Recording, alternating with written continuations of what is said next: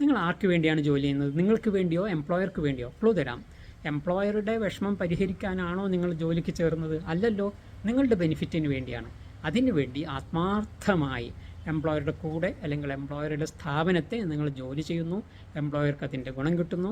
അതിന് പകരമായി എംപ്ലോയർ നിങ്ങൾക്ക് വേതനം തരുന്നു. ആ ബന്ധമാണ് നിങ്ങൾ തമ്മിലുള്ളത്. ഇനി എംപ്ലോയർക്ക് വേണ്ടിയാണ് ജോലി ചെയ്യുന്നത് എന്ന് കരുതിയാൽ എന്താണ് ദോഷം? ഉണ്ട്. നിങ്ങളുടെ ആരോഗ്യത്തെ ചിലപ്പോൾ ബാധിച്ചേക്കാം. നിങ്ങളുടെ വർക്ക് ലൈഫ് ബാലൻസ് നഷ്ടപ്പെടുത്തിയേക്കാം. അതുകൊണ്ട് എന്ത് വേണം? ലോയൽറ്റി വേണ്ടെന്നാണോ? വേണം. അത് അന്ധവും അമിതവും ആകാൻ പാടില്ല. ഓർക്കുക, സ്ഥാപനത്തിൻ്റെ ഉടമസ്ഥത മാറിയേക്കാം, HR പോളിസി മാറാം, എന്ത് മാറ്റവും ഏത് സമയത്തും ഉണ്ടായേക്കാം. അപ്പോഴെല്ലാം നിങ്ങൾക്ക് രക്ഷയ്ക്കെത്തേണ്ടത് നിങ്ങളുടെ ആത്മവിശ്വാസമാണ്, നിങ്ങളുടെ കഴിവിലുള്ള വിശ്വാസം. നിങ്ങളുടെ കഴിവ് വർദ്ധിപ്പിച്ചുകൊണ്ടേയിരിക്കണം, എംപ്ലോയബിലിറ്റി വർദ്ധിപ്പിച്ചുകൊണ്ടേയിരിക്കണം.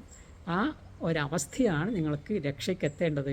എംപ്ലോയറുമായുള്ള ആത്മബന്ധം അത് അന്ധവും അമിതവുമായതുകൊണ്ട് നിങ്ങൾക്ക് എപ്പോഴും ഗുണപ്പെടണമെന്നില്ല. Thank you.